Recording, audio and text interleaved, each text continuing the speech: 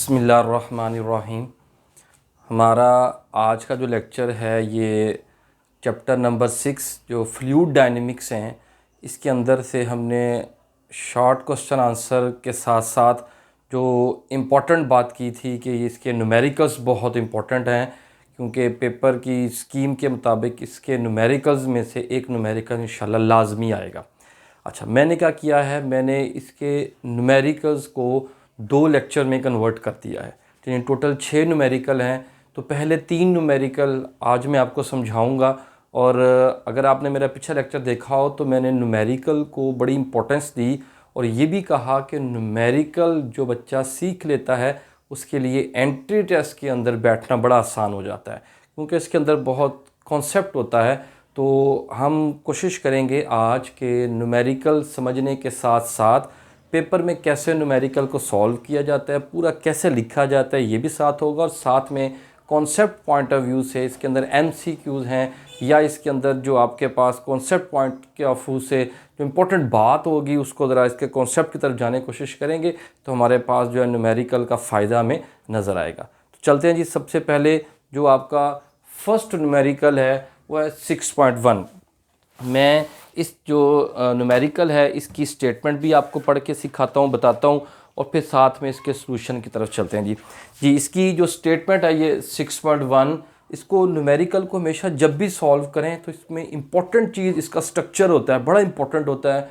Check करने वाले पर अच्छा इंप्रेशन जाएगा कि आप सबसे पहले बताएं कि आपके पास गिवन क्या है, यानी डाटा जो आपके पास गिवन है वो क्या है, ठीक है ना। तो डाटा जो गिवन है उसको मैं साथ साथ न्यूमेरिकल को पढ़ता हूँ और साथ साथ जो है उसके डाटा को लिखने का तरीकाकार बताता हूँ। तो देखते हैं जी क्या है जी। Given globular protein particles has density. देखें मैं लिख दिया density of the protein particle. एक प्रोटीन पार्टिकल है वो गिवन है, उसकी डेंसिटी आपको दे दी है। तो मैंने डेंसिटी को लिखा, पहले स्टेटमेंट बताई, फिर उसका सिंबल लिखा, फिर उसकी वैल्यू और साथ में यूनिट।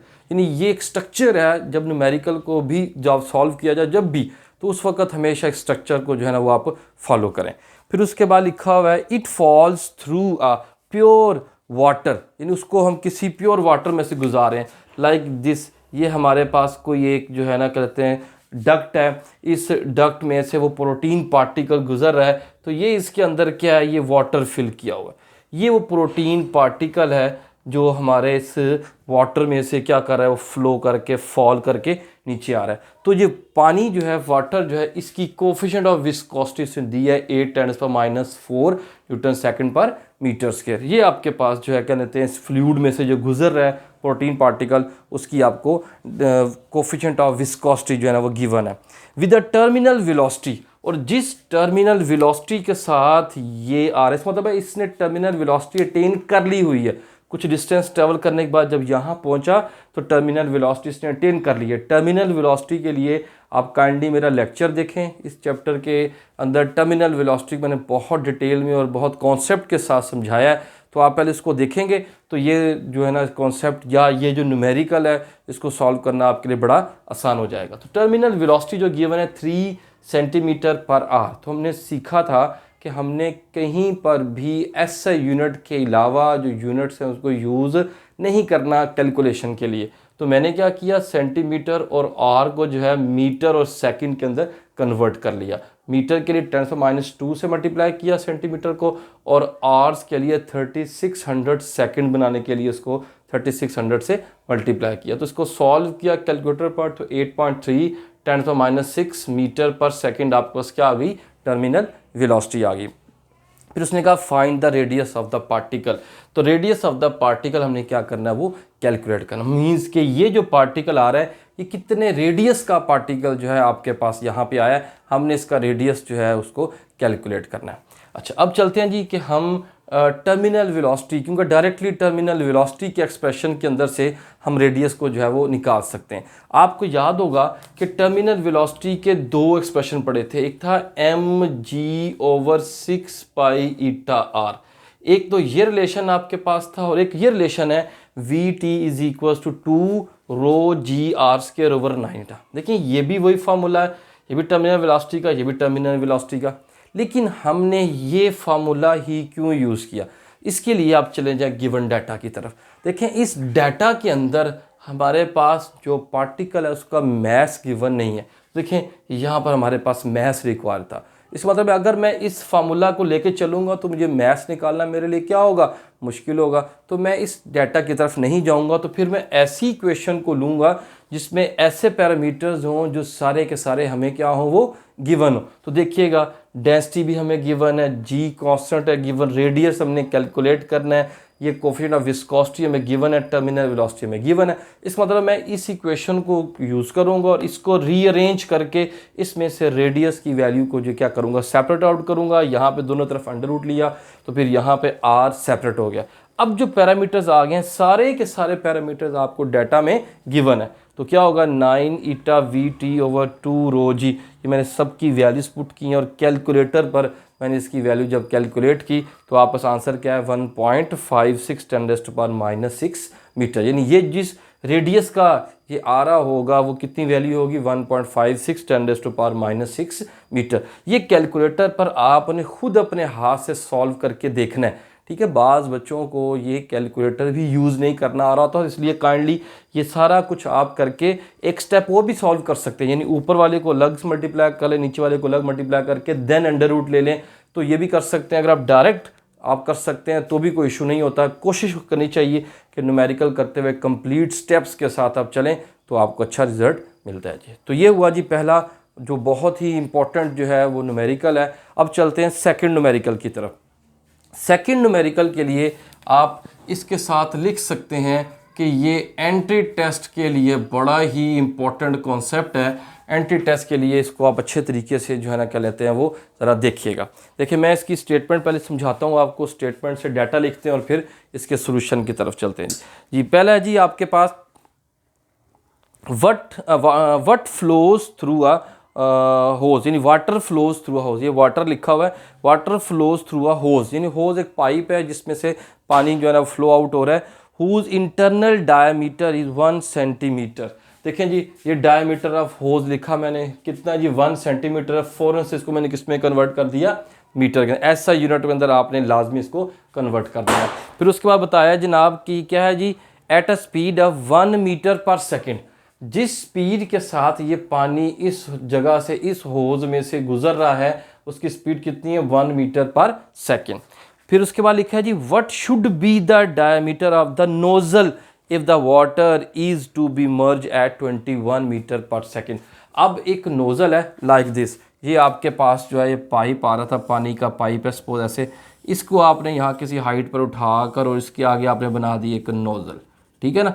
यानी किसी भी शेप का हो सकता है, शेप उसने बताई नहीं है। तो इस नोज़ल से यहाँ पर जो है ना वो आपके पास सपोज इसका जो डायमीटर उसने बताया हुआ था, तो इस जगह से नोज़ल से वो जिस स्पीड के साथ निकल रहा है वो स्पीड आपको बता दी है, इट्स 21 मीटर पर सेकेंड, ठीक है। कहता बताओ फिर यहाँ पर इसका डायमीटर क्या होगा। तो देखिए मैंने स्पीड लिख दी, मर्जिंग जो स्पीड है 21 मीटर पर सेकेंड, और इस नोज़ल का जो डायमीटर है ये हमने कैलकुलेट करना है। तो यहाँ पर अगर आप गौर से देखें स्पीड और एरिया या रेडियस या डायमीटर के दरमियान एक रिलेशन बताया जा रहा है। तो मैंने जब इक्वेशन ऑफ कॉन्टीन्यूटी का टॉपिक समझाया था उस वक्त मैंने ये बात कही थी कि बहुत ही इम्पोर्टेंट है ये कॉन्सेप्ट, एरिया और जो स्पीड का रिलेशन है वो इक्वेशन ऑफ कॉन्टीन्यूटी कहलाता है। तो मैंने according to equation of continuity ये पहले मैंने इक्वेशन ऑफ कॉन्टीन्यूटी लिखी। इसको आप डायरेक्टली भी रेडियस के फॉर्म में कन्वर्ट कर सकते हैं या फिर आप एरिया को पहले रेडियस की फॉर्म में पाई आर स्क्वायर में कन्वर्ट कर लें, आपकी अपनी मर्जी है, चॉइस है, लेकिन सीख लें इसको क्योंकि ये कॉन्सेप्ट्स हैं जो आपको फिर एंटी टेस्ट के अंदर रेडियस के साथ कंपेयर किया जा सकता है, डायमीटर के साथ कंपेयर किया जा सकता है, स्पीड को जो रिलेशन ले सकते हैं। और फिर जो रेडियस होता है वो डायमीटर का क्या होता है, वो हाफ होता है। तो डायरेक्टली भी आप इसकी जो क्या लिख सकते हैं पाई डी स्क्वायर ओवर 4। तो ये 1 था तो इसलिए यहाँ 1 लिखा, ये V1 था ये V1 लिखा। इसी तरह यहाँ पर भी क्या हो जाएगा पाई डी स्क्वायर बाय 2/4। क्यों? क्योंकि आपके पास ये 2 है, इसका जब स्क्वायर होगा तो नीचे क्या हो जाएगा 4। तो इक्वेशन के दोनों तरफ पाई कट रहा है, 4 कट रहा है, तो इक्वेशन क्या बनेगी D1 square V1 is equal to D2 square V2। तो हमारे पास जो रिक्वायर्ड चीज़ है वो क्या है, सेकंड वाले का जो यहाँ पे इस जगह पर D2 है, मैंने D2 की वैल्यू आपके पास कैलकुलेट कर सेपरेट आउट की है, इसका अंडर रूट लिया तो ये बना। अब ये सारी वैल्यूज़ आपके पास क्या है वो गिवन है।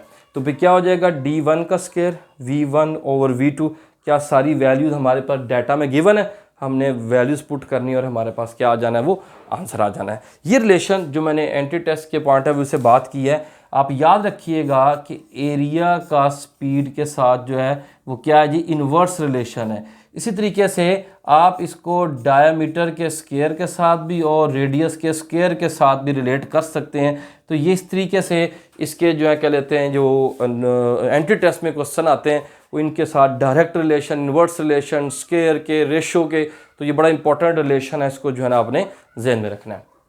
तो तीसरा न्यूमेरिकल मैंने लिया है 6.7, क्योंकि बिल्कुल इससे मिलता जुलता कॉन्सेप्ट था, इसलिए मैंने इस न्यूमेरिकल को जो है वो इसके साथ जो है ना, इसी के साथ जो है सॉल्व किया। तो जो बाकी दो तीन न्यूमेरिकल हैं वो उनका एक जैसा कॉन्सेप्ट है, तो उनको इकट्ठे एक ही लेक्चर के अंदर मैं रखूँगा। तो देखते हैं जी 6.7 न्यूमेरिकल क्या है। स्टेटमेंट बोलता हूँ जी पहले 6.7 की। 6.7 की स्टेटमेंट और क्वेश्चन बड़ा ही सिंपल है। कहता है जी how large must a heating duct, यानी हीटिंग डक्ट का साइज़ क्या होगा। क्योंकि जो फाइंड आउट वाली चीज़ होती है मैं तकरीबन डाटा के एंड पे लिखता हूँ, आप स्टार्ट में भी लिख सकते हैं, आपकी चॉइस है। तो मैंने लिखा है जी साइज़ ऑफ डक्ट उसने पूछा है। साइज़ से मुराद होता है रेडियस, कि ये जो आप पाइप ले रहे होते हैं, ये डक्ट ले रहे होते हैं, इसका रेडियस कितना है, ये उसका साइज़ बता रहा होता है। इफ़ एयर मूविंग 3 मीटर पर सेकेंड अलॉन्ग इट, इस मतलब है यहाँ पर जो स्पीड ऑफ एयर बताई है वो कितनी है। स्पीड को मैंने स्मॉल v से लिखा है क्योंकि यहाँ पर एक v का सिंबल अभी वॉल्यूम के लिए भी यहाँ पे आने वाला है, तो दोनों को अपन मिक्स ना होने के लिए थोड़ा सिंबल चेंज करते हैं। आप v प्राइम लिख सकते हैं, एक को v1 लिख दें, एक को v लिख दें, सिंबल अपनी मर्जी से आप डिज़ाइन कर सकते हैं। तो यहाँ पे स्पीड कितनी आ जाएगी, 3 मीटर पर सेकेंड। उसने खुद बताया कि जो एयर है यहाँ से उसकी स्पीड क्या है, वो 3 मीटर पर second. Along it can replenish in air in the room of 300 metre cube volume. तो आपके पास जो एयर जिस रूम के अंदर आ रही है, तो एयर का जो वॉल्यूम है वो कितना बताया हुआ है, वॉल्यूम को कैपिटल वी से लिखा है, दैट इज़ 300 मीटर क्यूब। उसका क्या कर दिया, एयर का वॉल्यूम बता दिया हुआ है। इन एवरी 15 मिनट, यानी हर 15 मिनट के अंदर इतना एयर का वॉल्यूम जो है वो क्या हो रहा है, हम कमरे से निकाल रहे हैं। तो फिर यहाँ पर टाइम कितना बताया, 15 मिनट्स। इसको फ़ौरन से सेकंड में कन्वर्ट करें तो 60 से आपको मल्टीप्लाई करना पड़ेगा, तो 900 सेकंड्स जो है वो आपके पास वो टाइम भी गिवन है। कहते हैं so assume that the air density remains constant. अब आपने याद रखना है कि उसने अजम्पशन दे दी, आपको ज्यूम कर लिया है, और तकरीबन हम इस चैप्टर के अंदर जो डेंसिटी है उसको जो है वो कांस्टेंट ही रख के सॉल्यूशन कर रहे हैं। तो एयर की डेंसिटी उसने कहा वो कांस्टेंट है। अब क्या करना है जी, हमें ये साइज़ चाहिए, क्या साइज़ है। तो मैंने एक स्टेटमेंट लिख दी है, छोटी सी स्टेटमेंट, जो हमने इक्वेशन ऑफ कॉन्टीन्यूटी के बिल्कुल एंड पे बात पड़ी थी कि इक्वेशन ऑफ कॉन्टीन्यूटी जो कि प्रोडक्ट होता है एयर की या फ्लूइड की स्पीड और वहाँ से जो क्रॉस सेक्शनल एरिया होता है उसके प्रोडक्ट के बराबर होता है। फिर हमने इसको एंड पे लिखा कि इन दोनों का प्रोडक्ट बेसिकली किसके बराबर होता है, वॉल्यूम फ्लो रेट के बराबर होता है। मीन्स कि पर सेकंड कितना वॉल्यूम जो है वो फ्लूइड का वहाँ से फ्लो करके गया, हम उसकी वैल्यू यहाँ से कैलकुलेट कर सकते हैं। तो मैंने फिर इसी कॉन्सेप्ट को उठाया कि अगर आप देखें तो यही कुछ तो पता लग रहा है, स्पीड क्या है, उसका साइज़ क्या होगा कि हमारे पास 15 मिनट के अंदर इतना एयर का वॉल्यूम निकल जाए। तो इसका मतलब है हमें वॉल्यूम फ्लो रेट की इन्फॉर्मेशन यहाँ से मिल रही है। तो फिर मैंने क्या लिखा है, according to this statement the equation of continuity that is the product of the air and area and speed is equal to the volume flow rate. ये उसको बताता है, तो मैंने इसकी इक्वेशन लिखी। देखें ये मैंने लिखा क्रॉस सेक्शनल एरिया, ये speed that is equal to volume पर second, that is the volume flow rate. Volume को कैपिटल वी से लिखा और टाइम को टी से। तो यहाँ से बेसिकली अब एरिया को हमने जो है ना, क्योंकि हमने साइज़ मालूम करना, रेडियस मालूम करना था, तो पाई आर स्क्वायर में कन्वर्ट किया और आर को अब यहाँ पे सेपरेट आउट किया। सेपरेट आउट करने के लिए हमें रीअरेंज करना पड़ा और एंड पर क्या किया, मैंने इसका अंडर रूट कर दिया।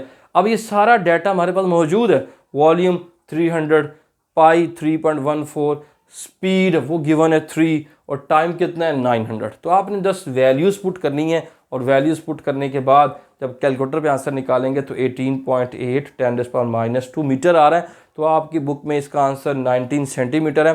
तो ये तकरीबन 18.8 सेंटीमीटर, जिसको आप 19 सेंटीमीटर भी लिख सकते हैं।